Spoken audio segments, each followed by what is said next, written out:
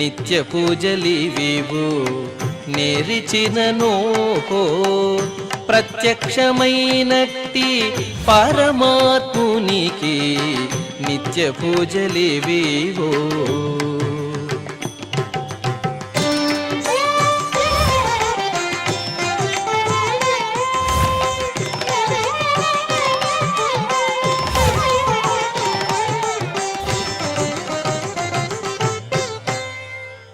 ఓం నమో వెంకటేశాయ.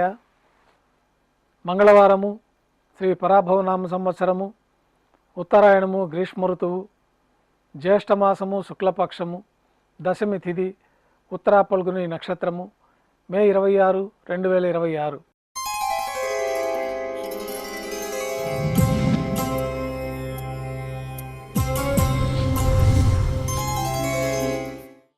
మంగళవారము విశేషమైన వారార్జిత సేవగా మనం అష్టదళ పాదపద్మారాధన జరుపుకుంటున్నాము.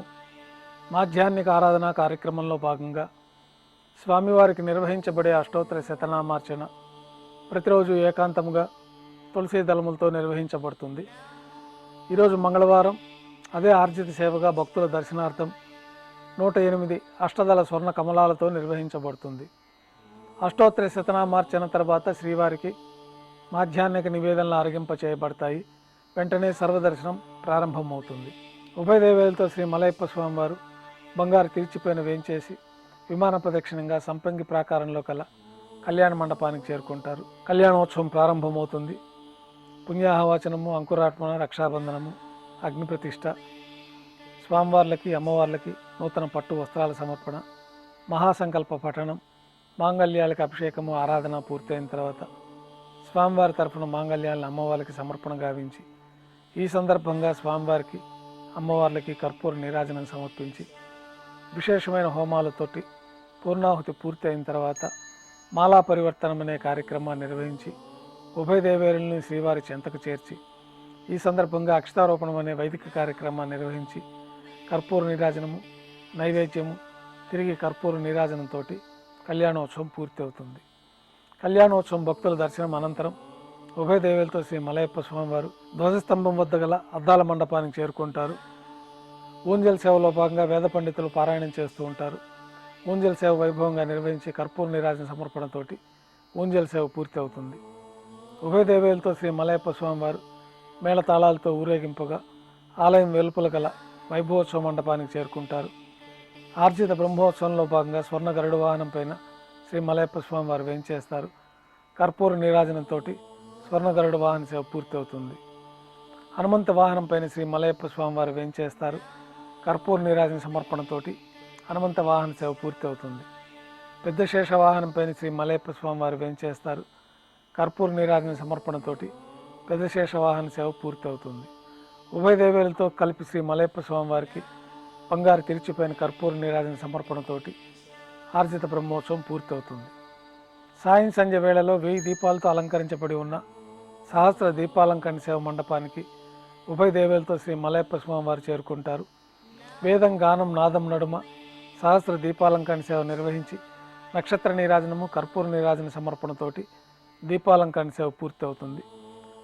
ఉభయ దేవేలతో శ్రీ మలయప్ప స్వామివారు 4 తిరువీధుల ఉత్సవం జరుపుకొని భక్తులను అనుగ్రహించి ఆలయంలోకి చేరుకుంటారు.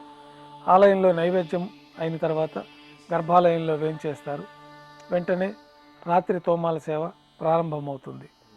ఉదయం సమర్పించిన పుష్పమాలికలన్నీ సల్లింపు చేసుకొని గర్భాలయాన్ని శుద్ధి చేసుకొని బంగారు పంచపాత్రలో శుద్ధ తోయాన్ని నింపుకొని శ్రీ వైకానస భగవత్శాస్త్రోక్తమైన విధానంలో మూలమూర్తికి, ఉత్సవమూర్తులకు ఉపచారాలు సమర్పించి కొత్త పుష్పమాలికలతో మూలమూర్తికి, ఉత్సవమూర్తులకు అలంకరణ జరిపి చతుర్వేద మంత్రాలతో మంత్రపుష్పాన్ని సమర్పించి నక్షత్ర నీరాజనము, కర్పూర నీరాజన సమర్పణతోటి రాత్రి తోమాల సేవ పూర్తి అవుతుంది. అష్టోత్తర శతనామార్చన ప్రారంభమవుతుంది.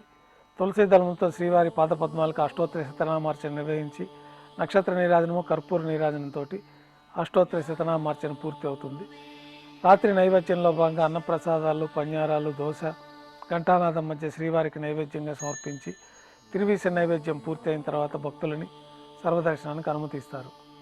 కొద్ది విరామం తర్వాత ఏకాంత సేవలో భాగంగా రాత్రి సమర్పించిన పుష్పాలికలన్నీ సల్లింపు చేసుకొని గర్భాలయాన్ని శుద్ధి చేసుకొని బంగారు పంచపాత్రలో బ్రహ్మ తిరువారాధన కోసమై తీర్థాన్ని సమర్పించి ఏకాంత సేవలో భాగంగా కౌతుకబేరమైన శ్రీ భోగ శ్రీనివాసమూర్తి వారిని బంగారు పట్టు పాన్పు పైన వేంచేపు చేసుకొని ఈ సందర్భంగా దారోష్ణమైన గోక్షీరము జీడిపప్పు ద్రాక్ష కలకండ కలిపిన మిశ్రమాన్ని పండ్లు నైవేద్యంగా శ్రీవారికి సమర్పించి కర్పూర నీరాజనంతో ఏకాంత సేవ పూర్తి అవుతుంది. ఓం నమో వెంకటేశాయ.